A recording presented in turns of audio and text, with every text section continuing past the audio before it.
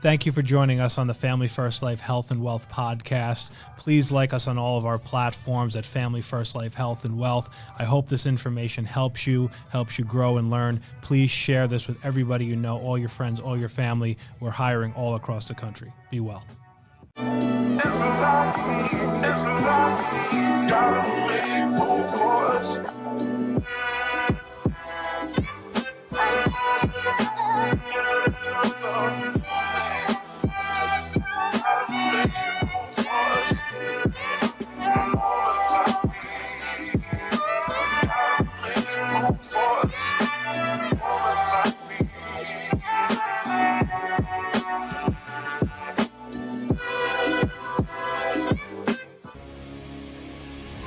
Welcome, everyone. Episode 17 of the Health and Wealth Podcast. My name is Steve Giordano. We have an insanely awesome guest with us today, Mr. Mark Goldman of Mark Russell Clothing. How are you today, my friend? So good. How are you? I'm doing awesome, and we're going to give you the round of applause that everybody gets. So, having you on is amazing because you are an entrepreneur. You have a big business here in Boca Raton, and we're going to get into some of the big things you're going to do with it.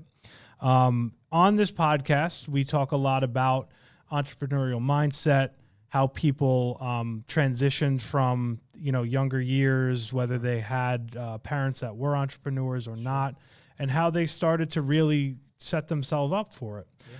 So give us a little bit of your background, having a business the way you do, kind of your upbringing, and what kind of brought you to where you are today. Sure. Well, first of all, thank you again for having me. It's an honor to be here, my very first podcast, so thank you. I couldn't think of a better first podcast than here.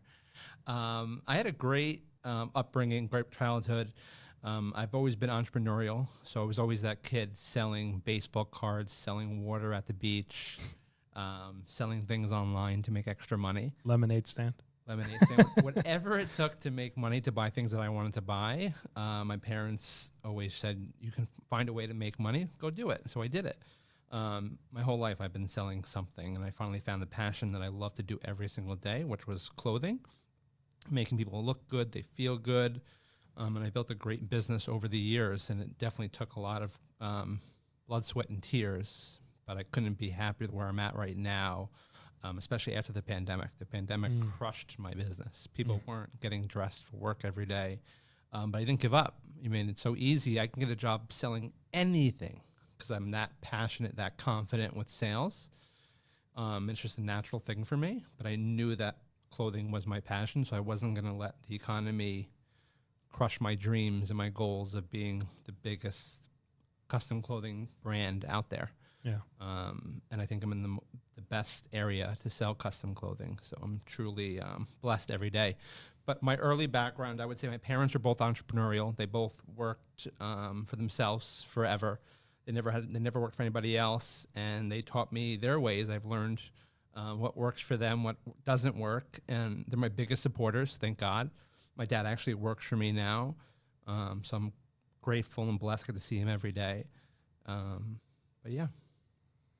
So you had a passion, obviously, for clothing. Yes. And your parents, being entrepreneurial, doing a lot of different things, like you told me, they didn't necessarily want you to go down the entrepreneurial path. They wanted you to do something more conventional. So they knew I loved sports. I played soccer, basketball my whole life. They thought it would be easier and safer just to be a gym teacher. And I loved that idea. I loved kids. I loved teaching sports. But I had expensive tastes. So my parents, I grew up in a really wealthy part of Long Island. So around me was the fancy cars, the fancy houses, the fancy clothes, and I wanted a piece of it. My parents gave me a great lifestyle, but not to the scale of people around me. Yeah. But I'm grateful for that because now I have what they have because of my hard work. Yeah. What town in Long Island did you grow up in? Roslyn, Nassau County. Okay. It's probably close to, I'm trying to think how to, Syosset, Jericho. I'm a Suffolk County guy. Suffolk County, yeah. Okay. Yep. But I'm well versed in Nassau. So Sure. yeah, you definitely got a lot of affluence in that area. But they didn't come from money, my parents. Yeah. They came from, both my parents lost their fathers at a young age. So they were raised by working mothers. So they didn't grow up with much, but they worked hard every single day. They were never the people that came home and they're watching TV. They were working, cooking, doing stuff with us. But it was definitely a grind for them. Like they never really hit the pinnacle where they were retiring early. They made a lot of investments in real estate, some good, some bad. Once businesses fail, they start something else. They had no choice. They weren't college educated. They didn't have a direct path of what they wanted to do. They just wanted to make money to provide a great life. So then once I decided I didn't want to be a gym teacher, I knew that I wanted to figure out what made sense and made the most money selling. Yeah. So like I had said before the break, is that I could sell anything, but I want to be able to love what I do every day and not just dread the grind of sales, the calls, the emails, the presentations. I really wanted to be passionate about it because, as you know, selling something, people can tell if you're passionate about it or not. So I think my clients know that I'm passionate about it, which is why I work the hours that I work, because I enjoy it. Otherwise, it might not be worth it. If you're working all these hours, you're not enjoying what you're doing, unless there's a greater good, unless you're working hard for something else, then that makes sense to me. But I think if every day you wake up and you love what you do, it sounds cliche, but for me, it just makes sense. But it's clothing, so anyone can do it. If I can do it, anyone else can do it. But I think it's for anything. Like I can sell real estate tomorrow, sell insurance tomorrow, and do great at it and love it. But it's not my passion. You know what I mean? Yeah. So now you go to college, you're a good student. Great student. And you have this passion for clothing. Sure. What did the transition from when you graduated college, kind of what was your first like into the business, let's say, your starting out point? So I started out, so I found this company that's been around for 40 years, very old school clothing company, and their niche was the same. You would call people, go to their office, measure them, sell them clothes, and then repeat that all day. But the problem was they were very much like old school habits. Like I said, the person that I used to work for, he was doing it for 20 years, and then when the economy crashed, they kind of kicked him out. They wanted some new young blood, took away his book of business. So I knew that I eventually had to start my own. And my parents, at first, tried to talk me out of it. Like, why don't you see what else is in the market, what else you could do for sales? And I said, you know what, this is my passion. I love doing it for 4 years with them. But this was in Boston, actually. So I was selling clothes in Boston, a lot of blue blazers and khaki pants, which was the style in Boston. So I decided to move to New York City. And there's plenty of money in New York. There's plenty of businessmen up and down Wall Street. And then I got my first client from one of my family members' referrals. So I called him up. And I said, listen, I've been in the clothing business for 4 years now. I make the best custom suits. He gave me a shot, and then he became a client. And then ever since then, I've been growing the business. So that was what year now? So I'm 37. This was probably 14 years ago. So 14 years ago. And then when did you transition down to Florida? So once I was raising a family in Manhattan, I had my son, and then once I had my daughter 2 years later, I was getting a lot of referrals in Florida, and I just said, you know what, let me flip it. Let me start an office in Florida, which ended up being a store, and then I would just travel back to New York to see my New York clients. So I would say I'm in Florida now for the past 6 years. Okay. And then when I first moved here, I would travel to New York every single week to see my team and my clients there. Now it's complete opposite. Now I'm full-time here and only travel if it's a worthy client. So now, you know, everybody sees finished products of things, right? Like we all see, oh, he's successful. He's got stores. He's got a business. Yeah. One, if you quantified where you grew from, well, I guess you guys quantifying obviously revenue. Sure. Your revenue from like year one to now. Sure. Like what does that trajectory look like? So my first year, I think I made like $60,000 for myself. Yeah. Running my own business, not working crazy hours, just kind of doing a one-man show out of my apartment. I actually started my parents' basement for a few months, and then I got connections in the city and started staying with other people in the city, and then I used their apartments to run my business out of. I would literally have a clothing rack in an ex-girlfriend's apartment, and I would run my business out of her apartment where she went to work all day. And then I eventually grew to that, to a small office, and then a bigger office, and a bigger office, and slowly got the right people around me to where I'm at now. But then now revenue is in the millions, thank God, through hard work. And the reason I want to touch on that is because, you know, in our business, in insurance that we've talked a lot about, you can be profitable very, very instantaneously, to the point that sometimes I think people lose sight of the fact that like there is struggle. Sure. And if you aren't crazy profitable minute one, it's okay. Correct. And it is normal in the realm of normal entrepreneurship. Like most businesses do not have the, hey, buy a lead, sell a policy, make $1,000 in 5 minutes. Which is unheard of, yeah. Which is unheard of. So I think a lot of times I like to talk about that because even with agents here, like the only way you lose is if you quit, right? Doing anything. Anything, yeah. And sometimes people are like, oh my God, like I didn't have the greatest first week. Like it's okay. Sure. Like trust me, there's somebody that's going to want insurance next week and the week after. And let's just analyze what maybe we need to work on. Sure. Because there's always something at the end of the day, like anytime I struggle, it's me. It's not the lead. It's not the client. It's me. I did something wrong. Right. So I want to talk about some of the struggles, the things that you went through, sacrifices. Your wife's always been on board, right? Yes. Yep. Okay. Which is a huge aspect of my business. Yep. She helped me almost double my business because of her. And she does like some of the women clothing stuff, right? I would say our business is structured 90% men, 10% women. She does the 10% women exclusively, but then she has thousands of men clients as well. So her niche is mostly men as well.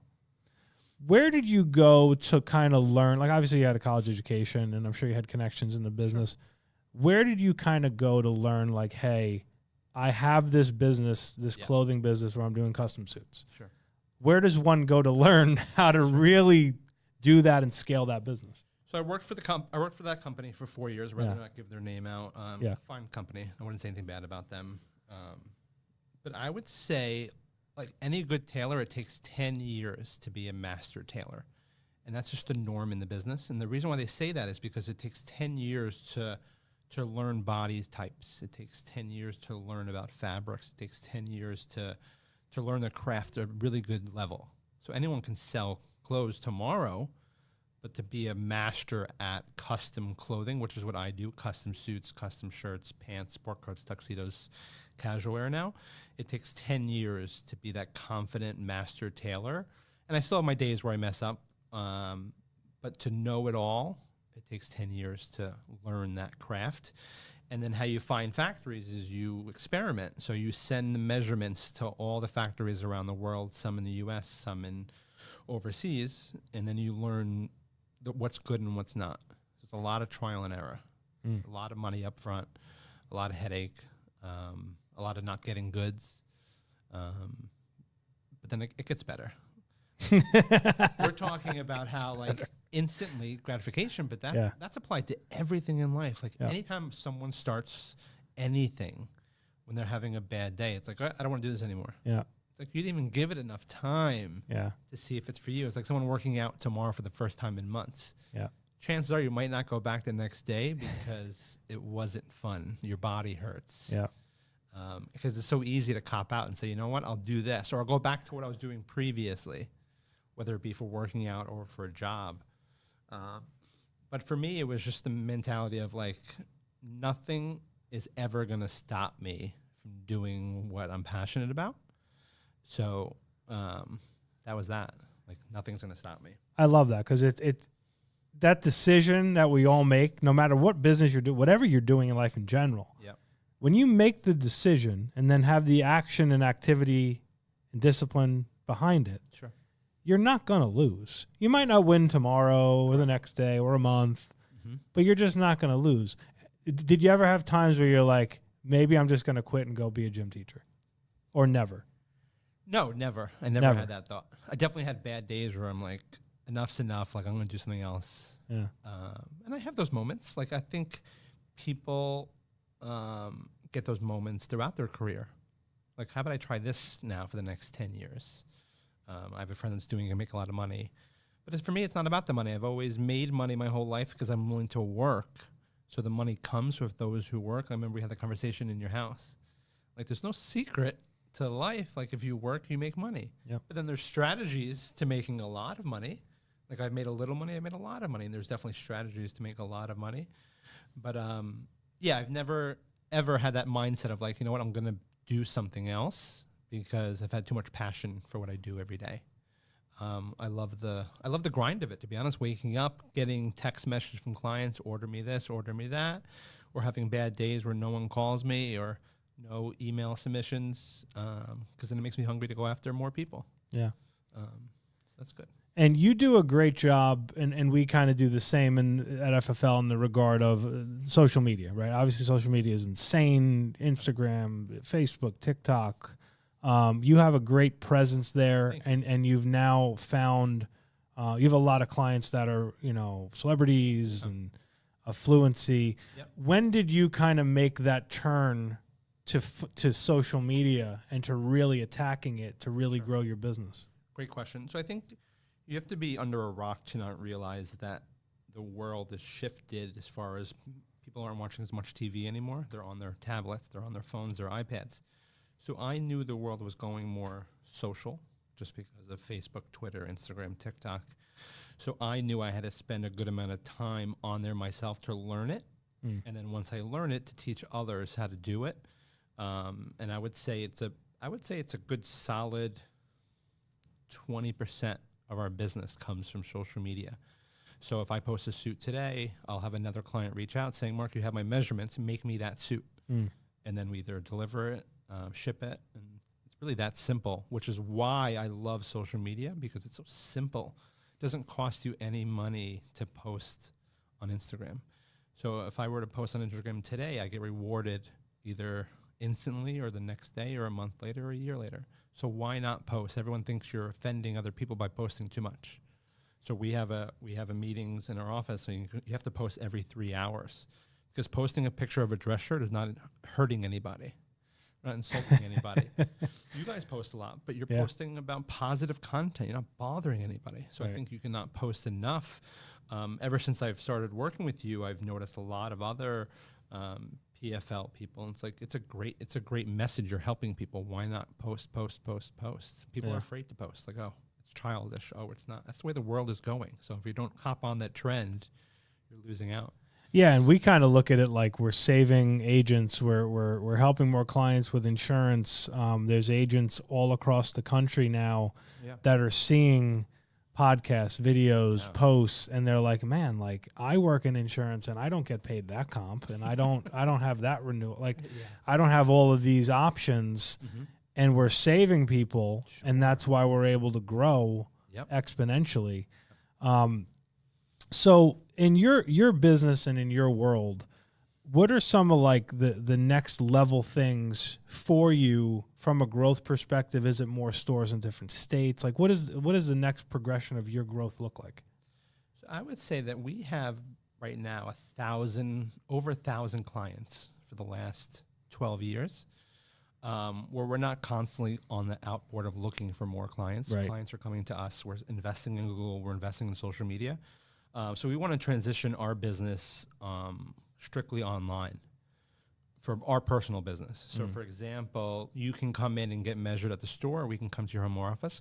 Once we have your measurements and you're happy and it's consistent, which it is, you can then go on our website and buy your next 10 pieces, whether it be 10 pieces all at once or buy the next 10 pieces throughout the year.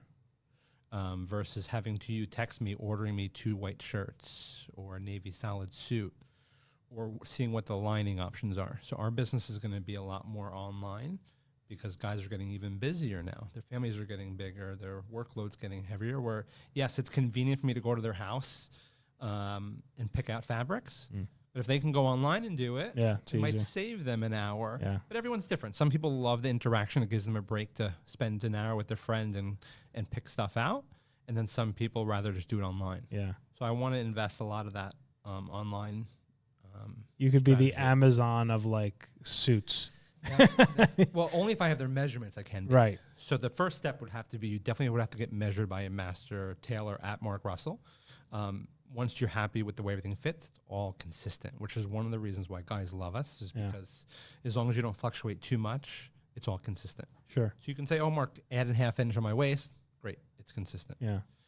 So I love that aspect of the business where it's very simple, which is what guys need because they're so busy in the grind. They need things to be simple. Yeah, it's a different world. Now, I want to talk about, you mentioned earlier the pandemic, right? And what that looked like for you and how you got out of it. Sure. You know, we, with insurance, we thrived because it's, it's pandemic-proof industry. We learned a lot. We evolved. We were not a company that went out and said, hey, we're going to go do virtual and Zoom sales, because we've always felt, much like you, interaction in the home, personal interaction is always going to trump everything. But then the world changed. Correct. So now we just evolved to saying, hey, predominantly we do that. But guess what? If, same scenario, somebody needs some insurance and they just do not have time. I had a guy before, he had 20 minutes on his lunch break. And he was like, man, I just want to get this policy to protect my 15-year-old daughter. And bang, done. 10 minutes, he's insured, she's good, everything's good. What did it look like during the pandemic, and how did you fight your way through? So it was tough because we were very heavily invested with lawyers and financial guys. Those were like 90% of our business with guys who were in suits every day to the office. True. And all those guys went away. So they were all on Zoom calls. They didn't need to get a new suit. They had a suit jacket. They wore on a Zoom call and they were good. So I knew that I had to go after different industries that were booming. So if you have a smartphone, you can see what industries are doing well, whether it be on social media or Google. And then I focused on those industries. So whether it be like supplement companies, UFC, insurance, those guys were still making it happen during the pandemic. So I stopped going after my lawyers and doctors. I had plenty of those guys who were like, Mark, listen, I've been friends with you for 10 years. Here's $5,000. Put it towards my future orders. This way I have a tailor after the pandemic, because God forbid you go out of business. I don't want to have to go back to Brooks Brothers and look like shit. Right? So I want to make sure that you're alive and you're well. Plus, I love you. Here's $5,000. Put it towards my future order. So that definitely saved me a lot. But then I went after the UFC guys because they were doing a UFC event every weekend. Yeah.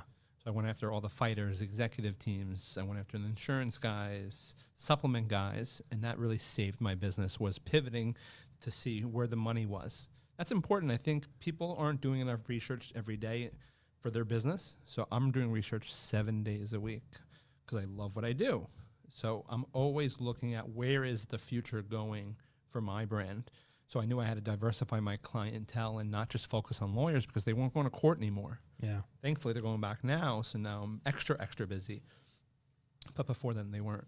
You know, it's funny what you just said. You literally, by doing that, it actually forced you to double your business. It literally forced me to double. Right? Which is crazy, because you would not have, like, you wouldn't have looked for, you'd have been like, hey, this is my niche. I do the doctors, I do the lawyers. It's cool. This is what we're doing. We're probably, I'm assuming you were probably growing every year at a certain clip, right? Correct. And now it's like, bang, in the midst of loss for most. Yes. Because you worked and because you really dug deep into figuring things out and thinking, Think and Grow Rich, right? Yep. Love that book. Yeah. You essentially probably doubled. Literally. And it would have never happened if it wasn't for the pandemic. So it was the worst year of my life. But then after that, best year of my life. Right. So I wouldn't change it for the world. I wouldn't change it for the world. And you know what's key? Like, I'm sure, look, we all have our moments where we're all not positive 24 hours a day. But I'm sure for the majority of the time, you were probably like, all right, like, this is happening. I'm going to be positive. I'm going to find my way because I'm trained to understand that, like, every day is not always going to be roses. There's going to be adversity. Correct. And I think you have to do a lot of soul searching and take clues about what's going on. So I wasn't focusing on my competitors and how they were getting business. I was focusing on the people that were making money. Who were they interacting with? Yeah. So I was just focusing on the positive because I couldn't control the economy. It was completely out of my control. I couldn't fix what was going on. So I just knew I had to focus on going after people that were grinding and working and making money, because money leaves clues and money is everywhere. There's no shortage of work or money.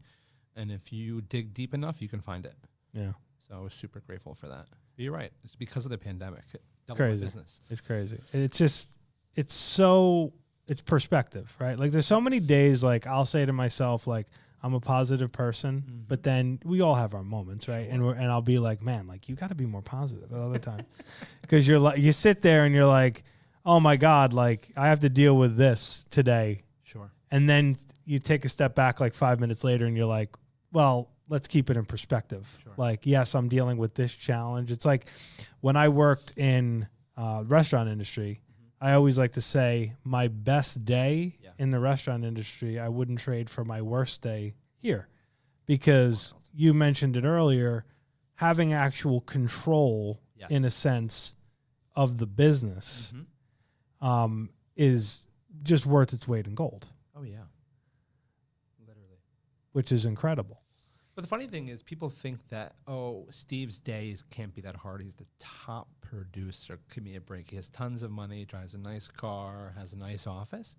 But no one realizes the top people have the worst of it when they have that. Yeah. Because you have more problems than most people in your business. Yeah. So I think, thank God for resources like our wives, our kids, our coworkers, because it makes it worth it when we have those bad days. Yeah.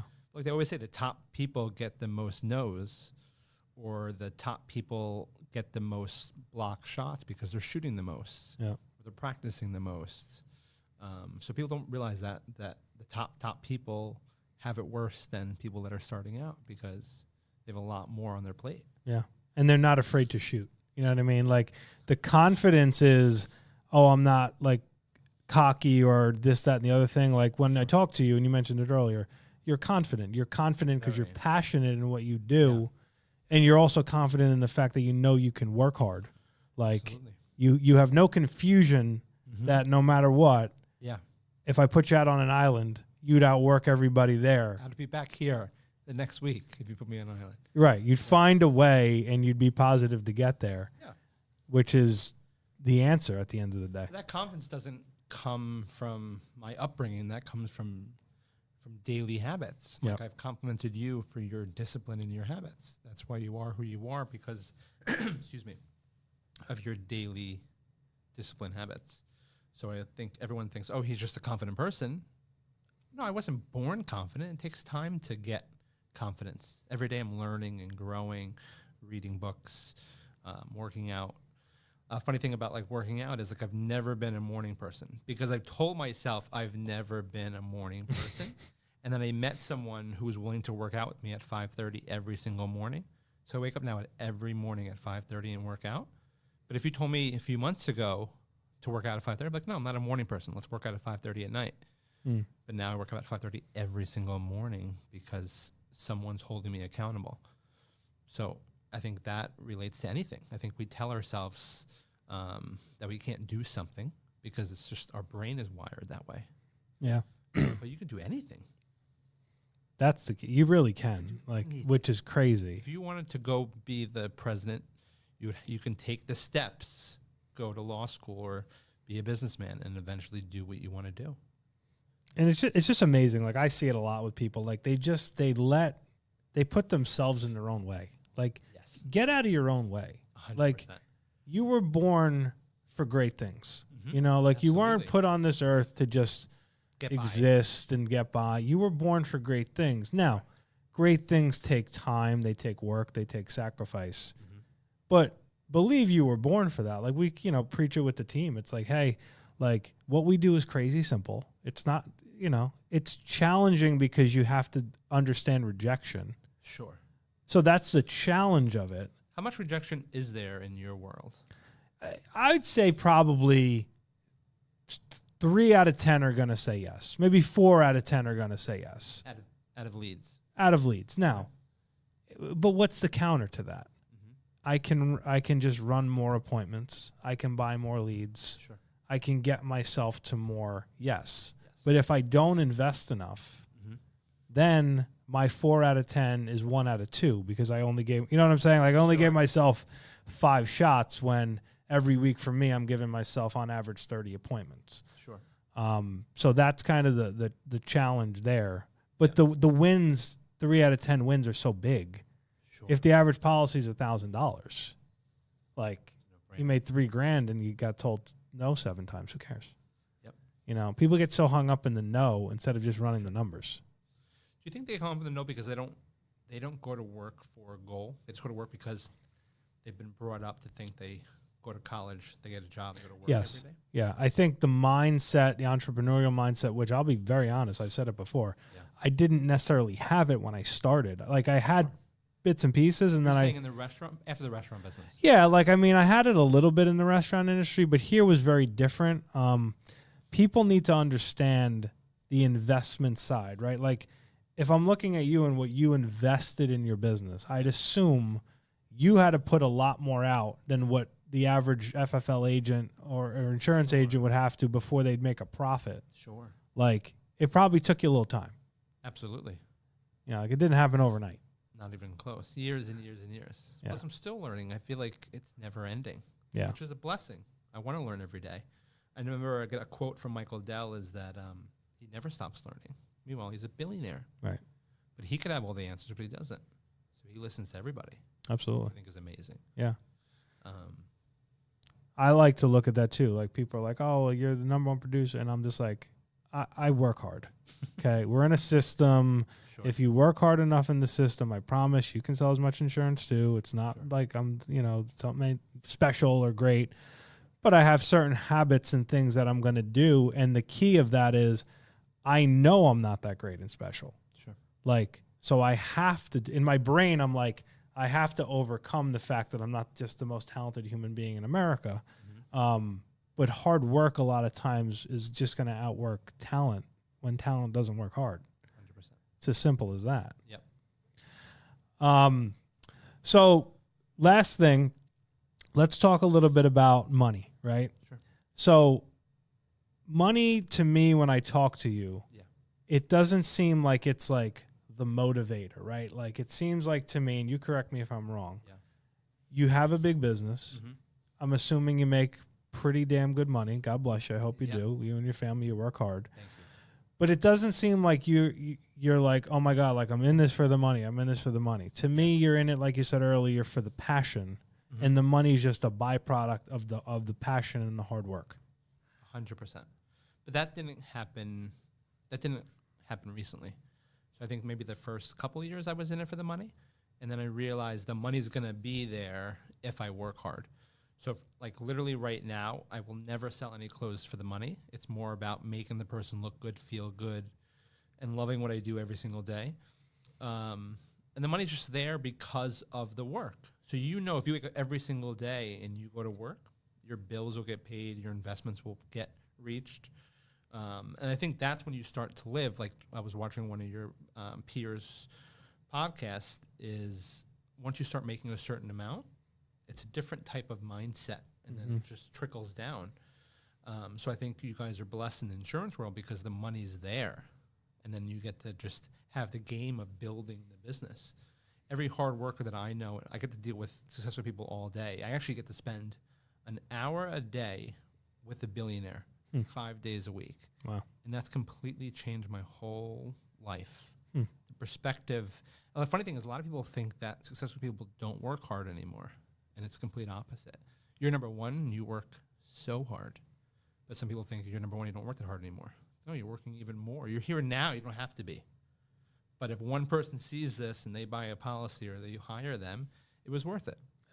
But most people don't want to put that effort in. So the funny thing that I work with all these successful people is they're the hardest working people I know. Like every one of my clients that has a lot of money works nonstop. They work early mornings, late nights, evenings. Don't get me wrong, they have the nice houses, the nice cars, so they have time to spend on that stuff, but they're always working. Yeah. Even if they sell their company, they're taking that money and reinvesting in something else and making more money somewhere else, but they're always working. Yeah. A lot of people think people that have money don't work. It's the complete opposite.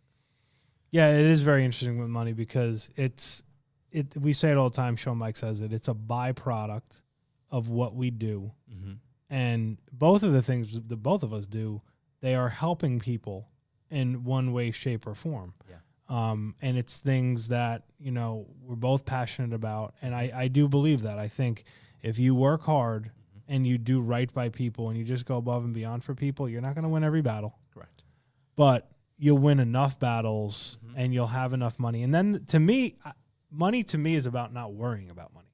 Like 100%.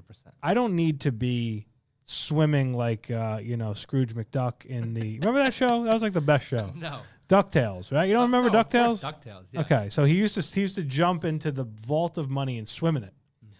And I don't need to jump in the vault of money, but you know what I don't want? I don't want to have to worry about, hey, can Dominic go to this school? Or, hey, can we do this? Not to say you're going to go buy like, a plane tomorrow. Sure. But you don't have to worry about Sure. money, and it's just there and you can kind of live. Because, look, the number one stress in life is financial. Yeah. That will literally physically kill you. Mm-hmm. And I think, for me with, naming the agency Health and Wealth is just kind of like, to me, it's one and the same. Like I want to have the health because you can't buy your health. You can be the richest person in the world. Correct. Can't buy your health. So you have the health and you have the wealth and they just kind of go one and the same. So I think we're both in lockstep on that. Well, yeah. And that's a trend with anyone that's working hard and has what they have. They realize those simple things that most young people don't realize. Yeah. That takes time. Yeah. You got to be around. Like a funny thing is, you mentioned at the end, you'll ask if I want to sell insurance. Is you're one of the few people that come to mind if I were to ever meet someone who's looking for a new opportunity, because what you guys do every day is you help others. You know what I mean? Like most people don't want to sell clothes, and I've learned to accept that. Like I'm never going to build this big team of Mark Russell people that want to sell clothes. Yes, it's glamorous to work with celebrities and athletes. Yeah. But to go measure people all day is not their passion. I don't know why it's mine, but it is. But I would definitely recommend you in a heartbeat because you're helping every wife, every husband, every aunt, uncle, kids. And it sells itself. You have a proven track record. It's a growing business. It's pandemic proof. Like it's a no-brainer. Yeah. Like there's not one bad thing you can think about it. Like you have to pick up a phone and get business. That's a blessing. That's right. Versus going on top of a roof and putting a 2x4 to protect someone's house. Yeah. Like there's so many things that people do all day that's not a blessing. This is a blessing to call someone and pretend like you're talking to your best friend because you're giving them the best thing ever for their lives. And then it's it. It sells itself. And they reached out to you, which is incredible. I had a story today. So I had, obviously we get death claims and everything. So I had a client who lives in Coral Springs, lives close, met him 2 years ago, him and his wife. I get him a policy and they had an issue with their banking information. Okay. Somehow they gave me the wrong banking information and it started charging somebody else's bank, right? So I'm thinking they were like canceling it. So I went back to their house. They lived in a gated community of which I just found a way to get in. I'm just going to leave it at that. And I drove right up to his house. I'm like, hey, man, we had an issue with your banking, right? And he goes, really? And it wasn't what I thought. I thought it was like he just did it on purpose, right? Sure. And it wasn't. So then we got his thing squared away 2 years ago, saw the wife, the whole thing. I think the guy's a preacher. Calls me today in tears that his wife passed away. Oh, my God, I'm so sorry. Yeah. And I was like taken aback. And, you're so busy doing this. And then all of a sudden you get that call and it's like the reality of like, wow, like what you do matters. Oh my God. So now it's like, man, from a customer service perspective, I'm like, I got you, bro. We're going to get you paid quickly. We're going to get this processed. And now he will probably be able to keep his home. Game changer. Because he just is losing the income from his wife that worked. So it's just so impactful what we do. And anybody can do it. As long as you're passionate about people taking care of people and going above and beyond for people. I think it's important to kind of share more of those stories often. Yeah. Because it puts it in perspective versus thinking about the comps and the money and the future. But if you literally met that person, you'd be like, wow, like nothing really matters because that person's whole life was changed because of you. If you didn't call him, you wouldn't have changed his life. You know? Yeah, it's crazy. Wow. So this has been great. I could talk to you for hours. Leave us with any last words, just motivation, sure. Things, maybe a new entrepreneur, new agent getting started, just something from your heart. So I would say the easiest way to be successful early is to not think you can do it on your own. I would say find someone that's doing what you think you could do, like someone like yourself. So for example, if I were to quit Mark Russell tomorrow, I would find someone like yourself and be a guinea pig. I would spend every waking hour that you were here in the office next to you learning to do what you do. And that's the simplest way to be successful quickly. Yeah. Versus if you're trying to grind it out on your own by yourself and do your self books and your self podcasts and watch YouTube by yourself, it's going to take you a little bit longer. You probably will get there if you don't quit. But if you literally just spend time with someone that has what you want, you'll get there so much faster. Because every successful person needs help. You can't do it by yourself. I can't do it by myself. So you literally want to just give value to them. I'm not saying work for free. I'm not saying just be around that person as much as you can and help. Because leverage it. Don't ask for too much in return. Just leverage. And then be super grateful and super willing to learn and don't care. The funny thing is a lot of people care about working Monday through Friday, 9 to 5. We're all brainwashed to think that's when business is. Yes. Yeah. What's wrong with working at 7 in the morning? What's wrong with working till 7 p.m.? Yeah. Nothing wrong with it. You're not going to get hurt by working more hours. Ever since I started working Saturdays, my whole life has changed. Like I don't work all day. I still have plenty of family time. But the fact that I work 6 hours every single Saturday, business is skyrocketed. Yeah. Just the mindset of like even Monday, I've accomplished so much over that Saturday. So I would say get out of the brainwash of other people's thoughts of like Monday through Friday is when you're going to do business. Sure, you could do a lot of business if you stay focused and get the habits, and then you can have your evenings and your weekends. There's nothing wrong with working earlier than 9 and staying after 5. Yeah. Yeah, it's interesting you say that because like we just came off obviously the holidays, and there's what do you got? You got the bank holiday for Christmas Day, and then you got the bank holiday for New Year's Day, and we're here. We're just kind of like we're working. Like literally right now. Like yes, I didn't miss my family. Like I saw them Christmas Day. Sure. We had dinner Christmas Eve. I spoke to clients. I spoke to agents. I ran my business because I'm sorry, my bills don't stop because it's New Year's bank holiday or whatever that even is. Mm-hmm. And the other thing, I was talking to my team on a call a couple weeks ago about the sacrifice of Saturdays, right? So what we do, some of our biggest days are Saturdays. Why? Everybody's home. Sure.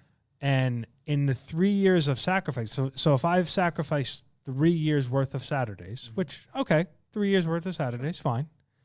At my previous life, I'd be off Saturdays. I'd go to the gym. Sure. I'd go lay by the pool. Sure. I'd relax, turn it off. But guess what?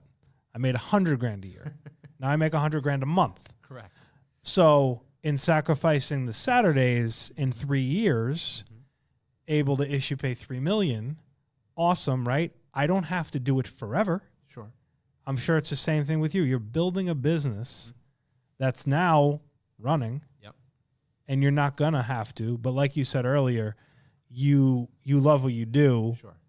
And you probably will continue to do that because there's always like the next. Like I think the thing with entrepreneurs that I find is there's the next hurdle that we want to jump. You know what I mean? Like absolutely. We're always pushing the envelope, but you do it and you don't have to do it forever to work the Saturdays. Right. You know? Which is wild. It's that simple. Yeah. Whereas if you had a job and you had to do that, you would be doing that forever. Yes. And it would never be enough. No. Because you'd have to work The funny thing about most jobs is you work just for that day's paycheck. Right. Because right now, Steve, you are not making a penny off working here right now with me. Right. I'm not making a penny with you right now, but we both will be rewarded, whether it be tomorrow or next month, for what we're doing right now. So every effort that we do forever Correct. is going to get rewarded, Absolutely. which is a game changer. Well, I really, really appreciate you. I've learned a lot entrepreneurially the last year knowing you. I look forward to when you eventually get into the insurance industry because I will recruit you there because you'd be good at it. I'd fight you for the #1 spot. Yeah, please. As long as you're on my team. How long have you been #1 now, by the way? 2 years. I didn't know that. Yeah, last 2 years. I'm ready. I'm ready for. You know what's funny though? I'm more mad that my first year I was #2 than I am being #1 the last 2 years. That's a blessing that you're #2 though. Yeah, it's a blessing. Right? Yeah, #2 my first year. Do you want someone to beat you right now, so that you can? Yeah, I mean this year is about it's about the team. You know, like your personal production is great for paying your bills, paying your business, giving you the resource to have office staff and build it quicker. So it was never like, oh, it's about that, but it was about how do I take that money to transition it into everything else to grow the business. Yeah, I'm not going to lie. I'm competitive. But at this point, it's not really the goal. The goal is how do we get to board member $1 million a month within the next 3 months, and then really $2 million a month by end of the year. Sure. Because to me, that will impact more people. Sure. Like me writing a lot of insurance, it impacts me. Sure. And that's great. I got bills and whatever, cool. Yeah. But the hundreds of people on our team that are now getting going, it's about them. And the same deal, the more people you help, you're always going to be all right. Like always. So it's about that. But it's amazing how people aren't selfish with that stuff. Try, you gotta be giving at the end of the day, and you're always trying to continue to be more giving because we all have our tendencies, Oh, sure. Well, you're a rock star. Likewise. Appreciate you. Mark Russell out of Boca. Yes. And if anybody wants to contact you for stuff, what would be the best way? So markrussell.co.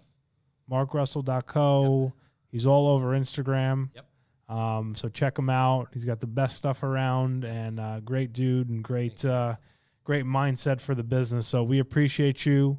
Likewise. Thanks for what you do and have an awesome new year, my man. Thank you so much. Likewise. All right, guys. We'll see you next week. Take care.